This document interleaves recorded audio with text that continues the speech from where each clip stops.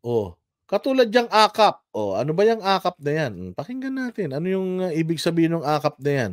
Kasi alam ko naman na alam nyo na yan, pero tingnan ninyo kung anong klase itong AKAP na to. Pasok.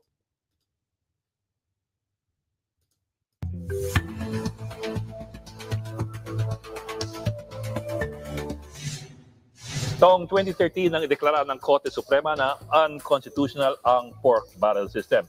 Pero ang sabi nga ng ilan, kung gugustuhin, parating may paraan. Ang sabi kasi ng Korte Suprema, ang trabaho ng Kongreso ay gumawa ng batas, hindi magpagawa ng mga proyekto na ikapapadala nila sa dating na eleksyon. Pero ang pork barrel system na tumagal ng higit isang siglo, tila nagbago lamang ng anyo. Ang ayuda para sa Kapos ang Kita Program or AKAP na wala naman sa budget proposal, siningit ng Kongreso sa halagang 39 billion pesos sa House version ng 2025 budget. Ganyan din naman ang nangyari noong nakaraang taon. Oh, imagine, wala sa budget, isiningit. Tangin na, tama ba yun? Wala sa budget, isiningit. Tapos binawasan mo yung pilit, binawasan mo yung DSWD, binawasan mo yung DepEd, binawasan mo yung military. Nagdagdag ka rito. Gaano kayo kagago? Gaano kasama mga ugali ninyo? Sa totoo lang, ang AKAP ay hawak ng DSWD at hindi ng Kongreso. 1 to 10,000 pesos na ayuda para sa mga minimum wage earners na tinamaan ng inflation. Para yan sa medical, financial at food assistance.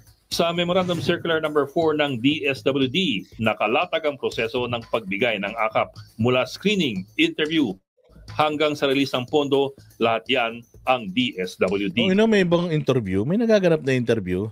Sa lahat ng mga nakatanggap ng ilan dito ang mga nakatanggap ng AKAP, nakatanggap ng mga ayuda. Ilan dito? Ilan dito? Bilis, ilan dito ang Tingnan ninyo. Screening of sino dito ang nag-undergo, yung mga nakatanggap ng AKAP, screening of documents by DSWD, interview, assessment by DSWD, review and approval by DSWD, release by DSWD. So kaya nga ang tanong ko, sino dito ang pumasa sa screening, interview, and all? Sige, diretso natin. Ano ba tong Ano ba tong na to? Ano pa ba tong mga sasabihin na tungkol sa AKAP? Giit ni DSWD Secretary Rex Gatchalian, walang kinalaman ang mga congressman sa... Isa nga pa, Rex Gatchalian, punyemas ka, sinungaling. Sabi nito ni Rex Gatchalian, wala daw kinalaman ng mga congressman. Gunggong! Walang kinalaman ng mga congressman, hindi mo hinihingi, nilagay nila sa'yo, wala silang kinalaman. Abnormal ka ba? Sabi nga nito ni Jeff ni Rapi Galang, Boss Dada, ako security guard, ni isang ayuda wala akong natanggap. Kami naghahanap buhay ng walang biyaya sa gobyerno. Sabi ko nga sa inyo na pupunta yung ayuda na yan, pambili nila ng boto yan eh. Alam mo, Rapi Galang, sinong congressman sa lugar mo? Rapi Galang, taga saan ka? Anong distrito ka ng anong syudad? Tapos alamin natin kung sino ang congressman nyo. Kapag wala ka natanggap na ayuda, it's either Duterte supporter yung congressman sa inyo. Hindi nila binigyan ng budget yan ng ayuda. Pambili nga kasi nila ng boto yan eh. Pambili nila ng boto yan. Kaya kung, taga Cagayan. Cagayan de Oro, Cagayan Valley, ano mang Cagayan yan? Baka dyan sa Cagayan, sa Mountain Province. Hindi ba nga binabanatan nila si si Governor Mamba? Kung taga Cagayan talagang yan ang yan ang Cagayan Valley ka, wala talaga. Hindi ka talaga mabibigyan. Kay Governor Mamba, tapos tayo dyan. District 2, Caloocan. Kahayon. Congressman Mitch Kahayon. Ito ba si Congressman Mitch Kahayon? Ano ba to? Aso ba to ni Tambaluslos? Kasi kung hindi aso ni Tambaluslos yan, Rapi Galang, hindi bibigyan niya ng pera para dyan sa akap-akap, mga AX na yan. Yung mga ayuda, hindi yan bibigyan. Ang binibigyan lang nila yung mga kaalyado nila. Tapos, putang ina, para pambili yan ng boto. Kuhanin nyo. Boss, drug-free daw at drug-free daw. Oo, sige. Kwento ni Abante yan eh. Kwento niya yan. Ano yan? Bida siya dyan. Bayaan mo na. Siya lang, naniniwala naman sa kanya yung mga taga-distrito niyang ewan. Boss, yung akap sa ibang probinsya, sinasabing botohin ang certain na politiko. Ganun nga yan. Pang ano nga yan eh. Pangbayad yan ng ano. Ito. Nabotas. Zero ayuda. Alamin ninyo. Sino yung mga congressman ninyo? Tsaka yung mga mayor ninyo. Kung anti-Duterte, kung pro-Duterte yan, wag na kayong wag na kayong na makatatanggap kayo, makakatanggap kayo. 'Di ba? Kaalyado ni Tamba, ay putang ina, binulsa. Kung yung congresswoman mo, Rapi Galang, kung yung congresswoman mo, kaalyado ni Tambalusdos, tas hindi ka naayudahan, putang ina, kinat kung yung pera binulsa. Antayin mo sa 2025. Bago mag-eleksyon, dun magbibigay yan, Rapi Galang. Wait mo lang.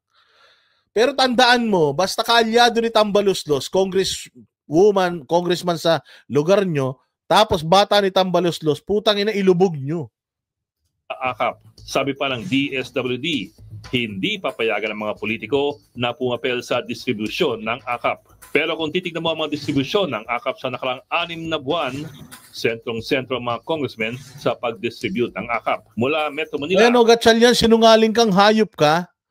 Sinasabi mo, hindi yung mga congressman, walang involved na politiko. Puta, ayan ang namimigay ng akap, ang namimigay ng mga ayuda, sila Tambaluslos, Tingog Party List. Anong pinagsasabi mo? Parang ang wala na kayong ginagawa sa DSWD. Sila na yung namimigay ng ayuda. Noong nakaraan, may bagyo sa Maynila. Puta na, nasa Davao sila lahat. Ipinamimigay yung ayuda na yan. Dapat kayo namimigay niyan.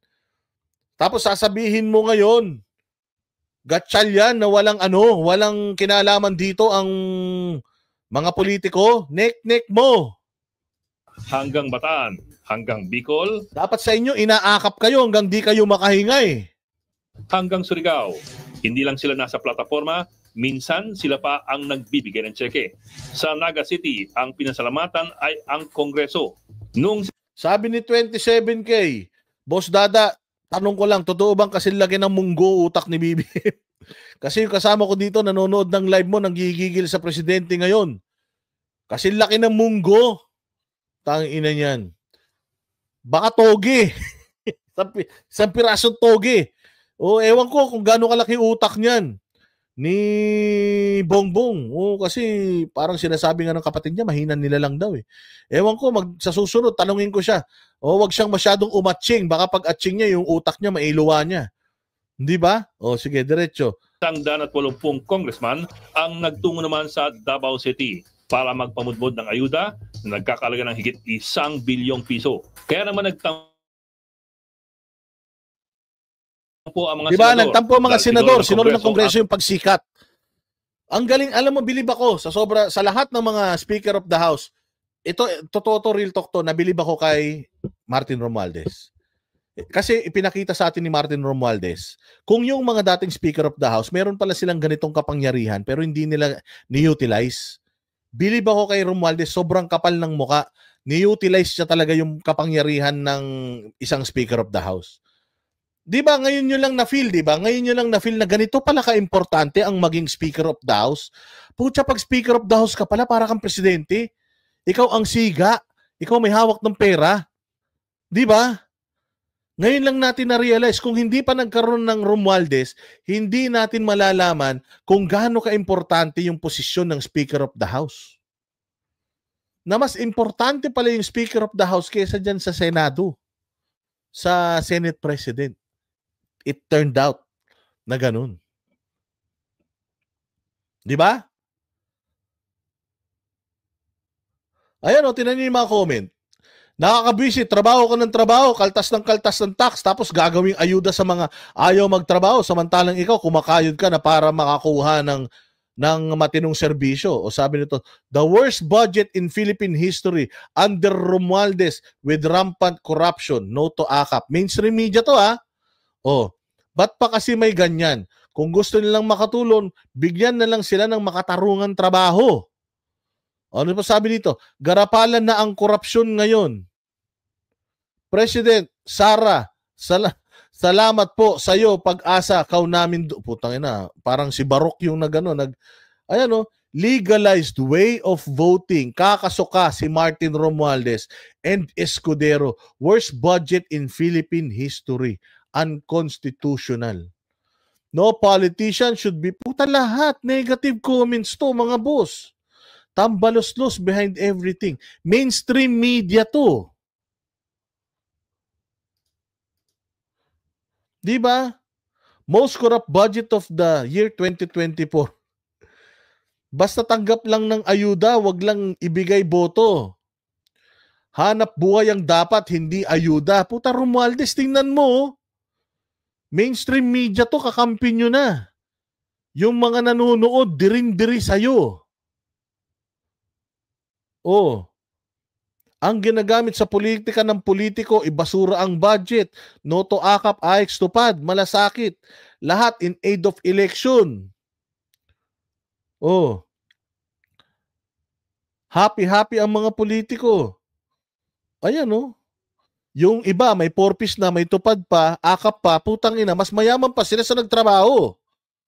Ayan kita ninyo. Napakaraming comments na yan, lahat puros negative against dito sa gobyerno. Tapos sasabihin nyo na binoto kayo ng 31 million? Maintindihan ko, galit sa inyo lahat. Itong mga nandirito, 1,236 na nanonood. Pero ito, mainstream media na to, yung mga nanonood, buwisit. Di ba? Anong ibig sabihin nun? Wala na talaga. Bulok na talaga kayo. Kaya palakas na palakas si Inday, kaya si Trillanes, para ng lantang gulay. Ang dami niya ng mga patutsyada, pero hindi niya pa rin masira ang mga Duterte. Ang AKAP. Nung nakaraang buwan, ang desisyon ng Senate Finance Committee, buwagin na lamang ang buong AKAP program. Giit ni Senadora Amy Marcos, wala ito sa prioridad ng administrasyon. Pero kung tutusin, may sariling ayuda system na ginagamit ang Senado. Ang AICS, Assistance for Individuals in Crisis Situations, hawak din ng DSWD. At gaya ng AKAP, sistema rin ito ng ayuda. Pero hindi kailangan na indigent ang benepisyaryo. Ang sistemang ito, panahon pa ni dating Pangulong Duterte. Noong 2023, 40 billion ang pinamahaging AICS sa mga napili ng DSWD. 34 billion itong 2020. Panahon ni PRD, meron naman ayuda. Si PRD nga nagsimula ng ayuda eh. Di ba? Walang trabaho tao, pandemic. Sino nagpasimuno ng ayuda? Si PRD. Sino na naman kay PRD? Putang ina nyo, wala nang pandemic eh. Nagbukas na ekonomiya. Namimigay pa rin kayo ng ayuda. Tayo na may panukala nga si Cayetano, 10,000 ayuda sa mamamayang Pilipino eh. Hindi nyo nga inapprove, wala tayong pera, tapos tuloy-tuloy pa rin yung ayuda nyo. Sa District 2 ng Quezon City, walang humpay, ayuda, tingog at akap, 3K bigayan. Yan Tangina, tapos sasabihin ng DSWD, walang politiko na nakikinabang dito, ulul. Nik-nik nyo. Diba? Nung panahon ng PRD, okay lang. May pandemic, namimigay ng ayuda. Putang ina, nakakita kayong ng kakorupsyonan dito. Kaya itinuloy-tuloy nyo. Bukas naman na ekonomiya. Hindi na tayo pandemic. New normal na. Lahat pumapasok na sa trabaho. Ba't nagbibigay pa rin kay ayuda? Sabi nito, Sam Bersosa, madaming pang ayuda. Putang ina, pera naman niya yan, bayaan mo siya. Marami siyang pera, di pang ayuda niya. Okay lang yan, wag na yung pera ng gobyerno. Sa Antipolo, ganda ng resort ni Akop. Bayaan mo, hindi niya madadala sa impyerno. Diba? Nung kay PRD, naka-third tranche ako. Nung COVID ayuda. May COVID eh. Ngayon wala ng COVID. Tapos tuloy-tuloy pa rin ayuda. Tapos tuwan-tuwa sila. Ang ina nyo. Hindi nyo bigyan ng trabaho yung mga tao. Puros kayo asa sa gobyerno. Imaginein mo may porpis ka na, may AX ka pa, may AKAP ka pa, may tupad ka pa. Puta, 4 ang pinagkakita mo. Imagine mo kung 4,000 ng 4,000 yan. O ilan yan? 4, 8, 12, 16,000 sa buwan. Tanginan yan. Hindi ka pumasok sa trabaho, hindi ka na gumising ng maaga, hindi ka na problema ng traffic. Kung sweldo ka ng 16,000 buwan-buwan, tanginan yan, bingo kayo ng bingo, tong-its kayo ng tong-its, buntisan kayo ng buntisan. Di ka man mabibisit niyan. So talagang gusto na itong gobyerno natin gawing namamalimos sa mga Pilipino tsaka magbuntis na magbuntis. Kasi meron suporta eh. 4 at 35 billion dapat sa susunod na taon. At gaya ng AKAP, DSWD lamang dapat ang magpapatupad nito. Pero kung titingnan mo ang mga lumabas sa mga website at pahayagan, ang pinapasalamatan sa distribusyon ng AX ay ilang senador. Sa unang tingin, parang ang mga senador na ito ang pinanggalingan mismo ng pondo at tumulong lamang ang DSWD. Kaya kung magrereklamo ang Senado sa AKAP, maaaring magreklamo naman ang Kongreso sa AX. Sa huli, nagkasundo ang dalawa sa... No, meron silang parehas na pinagkukunan ng ng pagpapapogi nila. AKAP sa Congress, AX naman sa Senado. Tangin na puros kawatan, no? PICAP. Ang AKAP, inaprubahan sa halagang 26 billion pesos para sa taong 2025. Pero may hatian na ito, ayon kay Senadora Grace Poe.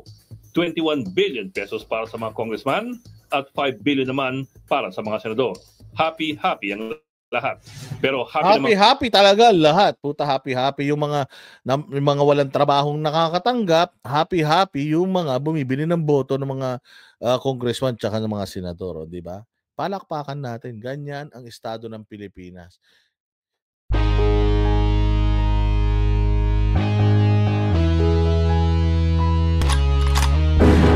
Yan ang Banateros, walang inuurungan. Pag tama palakpakan, pag mali ay babanatan. Yan ang Banateros, boses ng order.